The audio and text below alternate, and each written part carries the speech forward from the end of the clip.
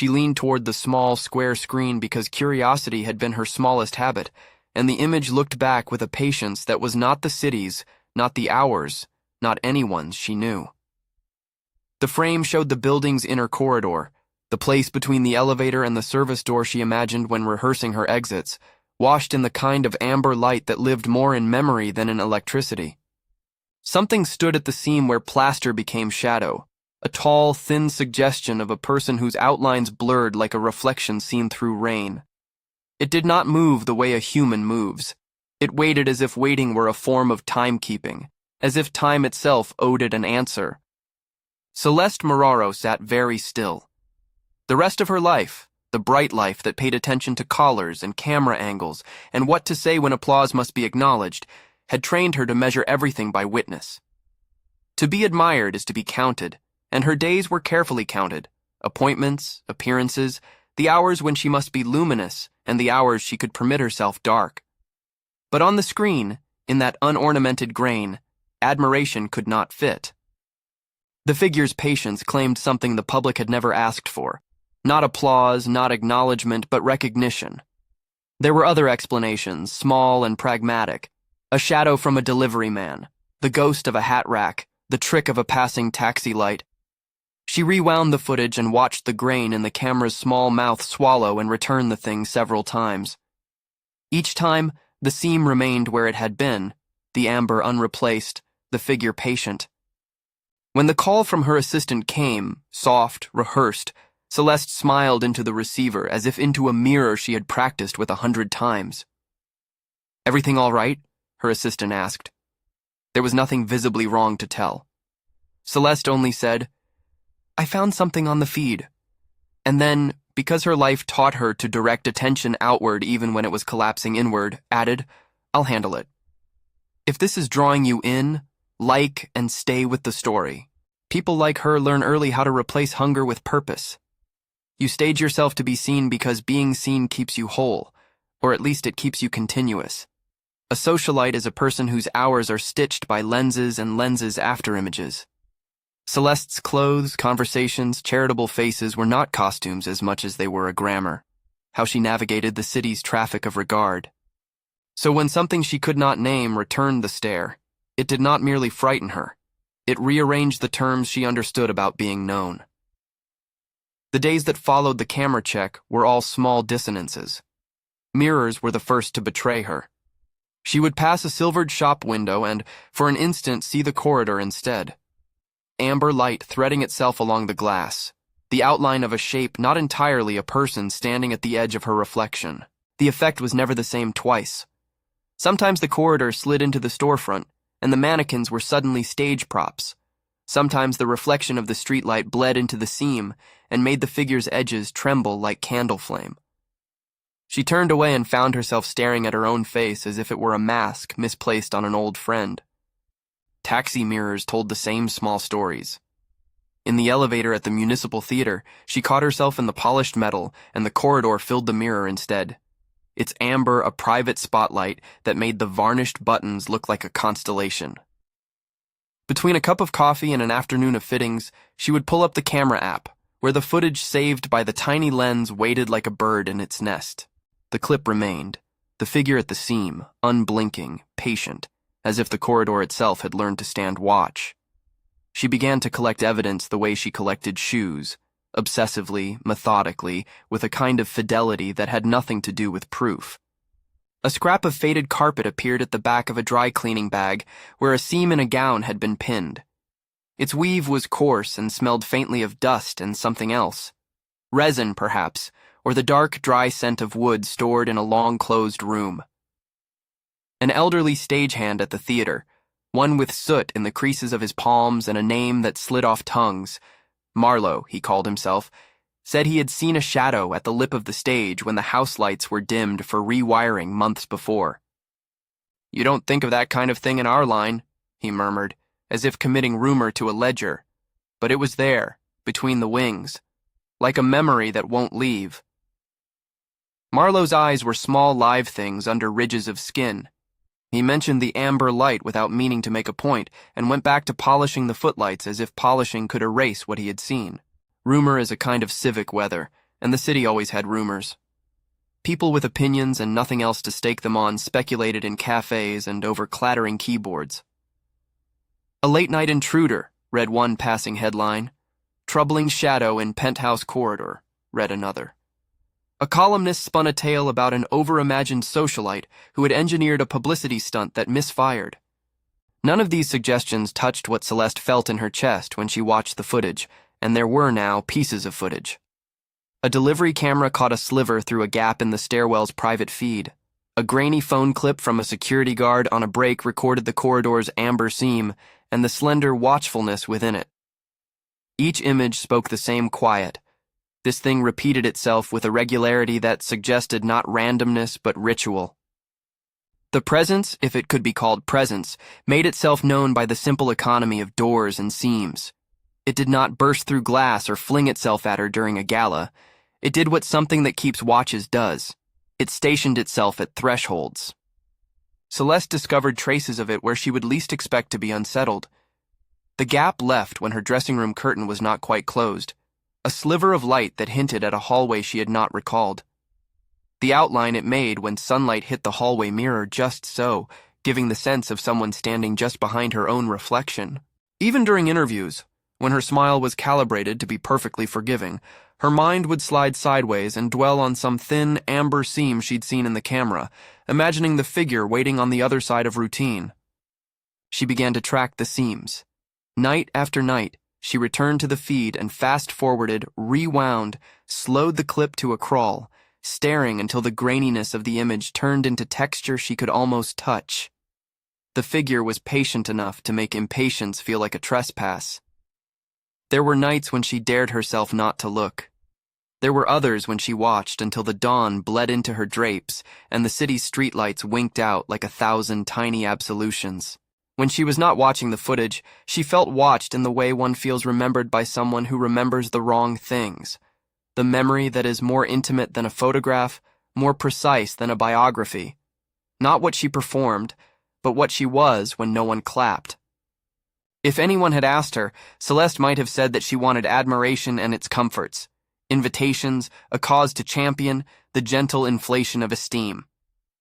But what she had not known how to name, until the camera brought it closer, was a hunger for being kept by someone who kept you not for what you offer, but for what you are. The presence's attention did not resemble admiration. It did not weigh her in the city's currency. It was older, quieter, as if it were cataloging not moments but the capability of moments to be remembered. She tried the library because that was what people like her with an ounce of curiosity do. Consult the older, cooler rooms where things are indexed and bound. The librarian, a woman with short hair and the exhaustion of someone who has learned not to interrupt narrative with private astonishment, directed her to a column of local folklore on guardians of doorways and corridors, brief entries, marginal and polite. "Threshold guardians," the entries said in their scholarly voice, "appear in some accounts as keepers of attention." The phrase solved nothing and altered everything. Celeste left with photocopies pressed in her hand, and a sense that a vocabulary had slipped into place, not to explain, but to point. The theater was, by then, an inevitable destination. It had always been the city's lungs for her, a place where sound and light could, if one was very careful, make the body feel like a language. The theater that knew dust had a good sort of silence. Marlowe met her in the wings with a thermos wrapped in a battered scarf and a grin that made the theater less like a machine. He showed her a narrow back corridor behind the stage where the plaster had been repaired so many times it had the texture of an old palm. "Some things like the dark," he said. "Others like the seam between light and dark. You can tell which by how long they wait." They waited together in the empty house, the footlights dimmed to an orangey hush, dust motes suspended in the air like a constellation of small, inexorable witnesses. Celeste listened to the filling of silence as if it might resolve into answers. Then, without any stage direction she had rehearsed, the corridor made itself present in the theater. The figure did not arrive by entered doorway. It could not be said to have crossed the auditorium in the way an actor crosses a stage. It was simply there at the threshold of the wings, the seam where backstage becomes the public face, standing as if it had always been part of the theater's plan. When it addressed her, it was not with a voice so much as with a shift in the air, like a chord struck on an instrument whose tuning was older than human speech. She heard something then, not words exactly, but an intelligible pressure that formed into the idea she would carry like a compass. It keeps what remembers. The thought was not spoken in a cadence of letters, but as a kind of claim formed around her ribs, pressing gently and insistently. In that moment, Celeste understood the bargain the city would never make. Someone, or something, had made a ledger not of applause, but of what remains after applause fades. The presence did not coerce. It offered not a promise, but a condition. Across the aperture of the wings, against a background of settled dust and low humming bulbs, it set what it was willing to hold against what she had been taught to collect. The terms were not an itemized contract. They were an arrangement of attention. To be kept was to be remembered on a scale that did not register in the morning papers. To be kept was to have the exactness of your life acknowledged by a witness who did not profit from your display. The figure showed her, in small gestures of light that ran along the plinths, the possibility of being known without performance. She remembered in sudden clarity the first time she had learned how to perform. At 5, she had discovered that if she tilted her head a certain way in photographs, the world smiled back and left her more of something. Treats, glances, a thin pleasure. It had become over the years a curriculum.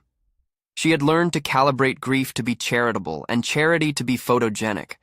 There had been lovers who loved the parts of her that shone on balconies, and there had been friends whose affection fitted neatly into party lists. But there were corners of herself that no applause had ever reached. The way her hands remembered the seam of her mother's apron, the private list of small habits she kept to feel continuous in the absence of constant eyes. The presence's offer seemed to tax the life she had built by asking for what it had never wanted to account for: the sum of unperformed acts. The bargain, such as it was, required surrender only of what performance exacted, not of her agency. There would be a change in what the city could count. Her name would be easier to misplace in society columns because the ledger that counted would be different. But she would be known in a way that the city's measures could not name. When she tried to imagine the cost in social terms, she balked, as if asked to exchange her shoes for the taste of salt water. Had she not always been performing? Wasn't that what set her apart? She found herself recalculating value differently, page by page, like someone learning to read a new alphabet. Her deliberation was not private in the way secrets are private. Even in choice, Celeste remained insistently visible. Her ownership of decision-making was part of who she was. She spoke with those who had shaped her life. An editor who had once called her archetype with curiosity gleaming in their pen. A stylist who had made her gowns an armor of silhouettes. A doctor whose soft medical metaphors tried to translate what she could not narrate. None of them could translate the presence because no professional vocabulary fit. They offered counsel and chemical comforts, and a polite insistence that she see the rational explanation. She listened because listening was a gracious habit, but when she closed the door on their well-meaning prescriptions, she found herself, repeatedly, back at the screen watching the amber seam. Nights became a slow curriculum of intimacy. The presence did not strike like lightning. It accreted. Celeste learned to distinguish its rhythms from the city's. Where the city pulsed, headlight to headlight, applause to hollow echo, the presence measured in the patient seconds between breaths. She would wake at odd hours with the memory of amber light on the inside of her eyelids and a warmth in her chest. The sensation was not erotic as much as it was like coming home to an old instrument, the shock of remembering how to hold something so that it can be heard. She began keeping a little notebook beneath her pillow, a practice both romantic and practical, and wrote down impressions, the way her name felt when not wearing a title, the shape of a silence. The notebook filled with the sort of sentences that do not make for good interviews, but become maps for private pilgrimage. Small, exact things that would be the sinew of choice. On a night when winter gelled the city into slow crystal, she returned to the theater alone. The audience of pigeons and streetlight had left the stage to its own reflections. She walked the narrow corridor, placing her palm on the plaster in places where she remembered its grain. She thought of the photographs that would no longer be taken, the breakfast that would not be written about, the delighted articles and small societal ceremonies that would have to confuse themselves without her daily presence. The weight of possible erasure did not frighten her in the abstract. It felt like a tight fist around her throat in the specific. She weighed and counted and found that the sum of what she would give up was simultaneously less and more than she had imagined. The less because applause is a thin, brittle thing. The more because a private remembering is a kind of eternity she had not known how to name. She could have backed away. No one would have stood in her path if she chose to keep the life the cameras measured. There would be more parties, more flattering profiles, friends who would praise the shape she had learned to carry.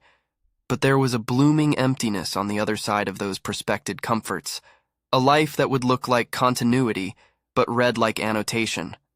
In a lobby of mirrors and false exits, she thought about fidelity, what it costs to be faithful to an image, and what it costs to be faithful to the self that images can never quite capture.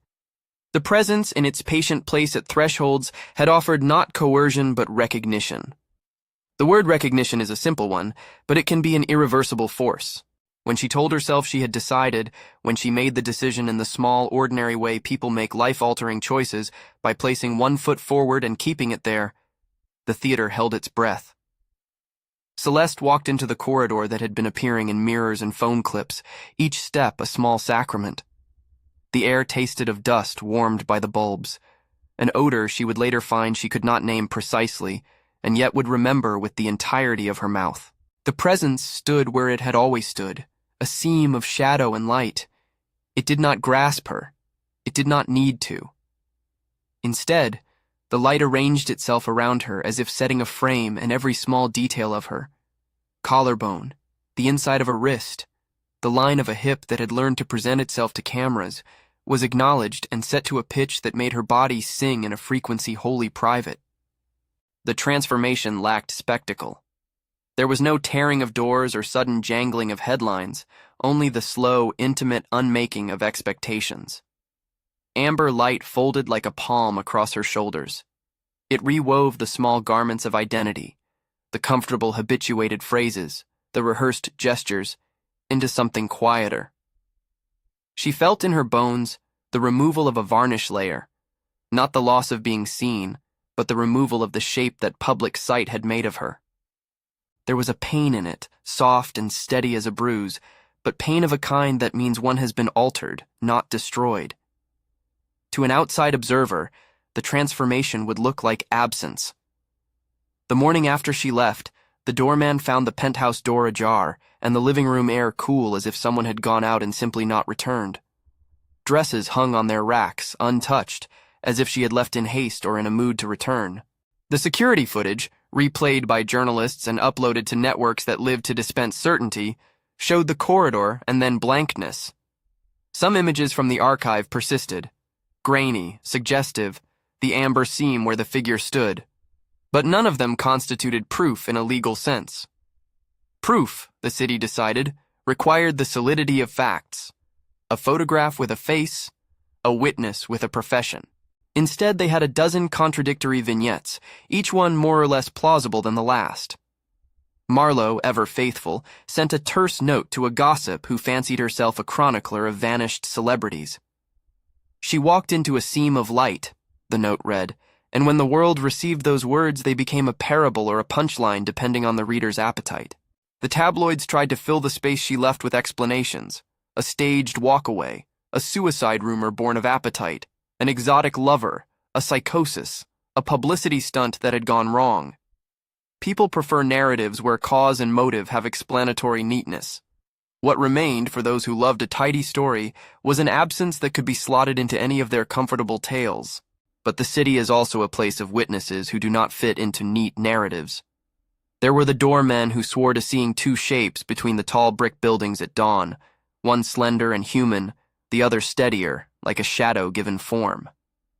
There was a woman in a laundromat who noticed that her reflection paused longer than she did when she looked in the glass. A bodega owner who swore the amber light hovered over his shop as if making a small newspaper of the night's events, and two commuters who could not explain the way the air felt on the bridge, the small pressure, a sensation of being noted. The chorus of the city tried to translate in its terms.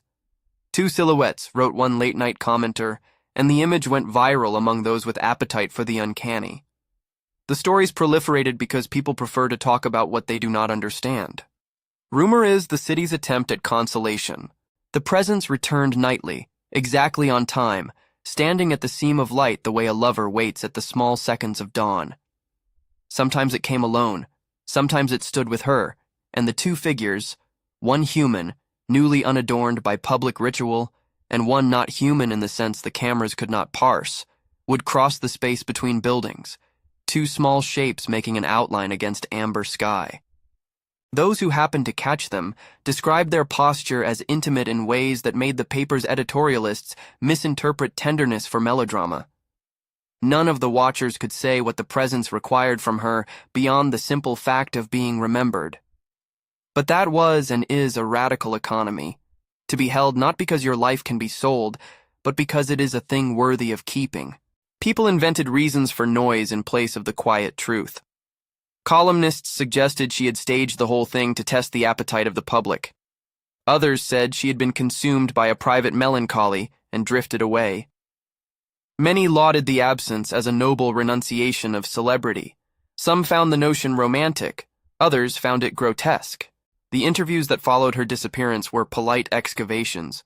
Friends who had known pieces of her life said things that fit the world's patterns. She loved the stage, one said. She was restless, another offered. Their words were true, but they did not add up to the ledger the presence kept. What the city could not measure persisted in different measures. In the months after her leaving, small things began to recur in places where she had not been. A gown she had once worn turned up in a second-hand shop, its threads still warm from the memory of a body that had rehearsed its own arcs. An old friend found a note in a book of poetry, inked in a hand she would recognize anywhere, asking a question so private it seemed almost a liturgy. What is yours when no one applauds? People who had loved her in the official economy of fame were left with a void that felt like a ledger overturned. In the quiet that remains in such tales, the presence continued to stand its small watch. It did not announce itself to the city beyond hints and shadows and stories. It was not a miracle the way newspapers define miracles, an event that can be verified, reproduced, marketed. It was a devotion something like fidelity without contract. Someone or something recorded her in the registry of things that remember. When people spoke of the two shapes between buildings, their voices held wonder more than fear. They would say, late with coffee gone cold, that there was an accuracy to the watching, a kind of attention that did not flinch. Celeste, if she is to be located at all after that night, is found in traces that do not belong to the public ledger. People who claim to have glimpsed her say she moves differently now, as if unhurried by applause, as if freed from angles. She does not seek the light of flashbulbs. Instead, she meets the light of thresholds, the amber seams that have become her map. The presence remains at those thresholds, steady and patient, as if it is an archivist that has traded the world's counting for a different one. There is no certainty in the tale. The city insists on classifications that do not fit, and so must reinvent its sense of possibility around that absence. Some nights, when the sky is washed with the same amber its brick casts in the film clips, two shapes stand between buildings and the air hums with attention. The watchers rarely agree on details. One says the figure is small and human, another insists it is long and thin and moves like a reed. They quarrel about particulars as if particulars mattered more than the fact of attention itself. Through it all, the corridor remains a motif, a place of passing and keeping, of entrances that close and seams that open. The question that remains unanswerable and therefore true is the one Celeste carried to the theater and beyond. What does it cost to be kept in a registry not meant for tabloids? For some, the answer is too dear, the loss of a life measured easily by others' warmth. For others, it is an exchange where being counted in fewer columns means being known with a frequency that outlasts all columns. Celeste's choice was made in that private ledger, an account between a woman who had learned the grammar of being seen and a thing that offered a different grammar. She did not lose agency by stepping through the seam. She reallocated where her loyalty lay. If you find yourself wondering what you would do in her shoes, whether you would choose a life that is broadcast and measured, or the rare sanctity of being privately, completely, and perhaps ineffably remembered, you have entered the same territory Celeste did, a negotiation of value. The city will write its stories. People will argue about sanity and publicity and romance, and the cameras will keep doing what cameras do, tell the world what it already believes. But some things are kept in ways a lens cannot capture. They are measures of attention, which is the quiet currency of being. There are no neat closures to this story, only small, enduring images. The penthouse door left ajar, dresses hanging like ghosts of appearances, a scrap of coarse carpet folded into the pocket of a coat. The theater, where dust keeps history patient, still has a margin on its map, where a seam of amber seems thicker than it used to be. Marlowe still polishes the footlights and tells the same story about a shadow that would not leave, and the librarian still keeps a column of folklore where the phrase, keepers of thresholds, sits like a bookmark. The city continues to speculate.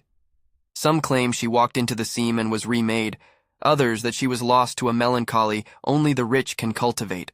But in the small hours, when the streetlights are amber and the city's hum reduces to a distant, unsteady pulse, two shapes sometimes appear between the buildings. One is a woman whose bearing has been altered not by spectacle, but by the absence of it. The other is a steady companion, patient as brass and older than the city's gossip. They stand where thresholds meet and wait, and the watchers who catch them feel a pressure of recognition, not easily translated into words.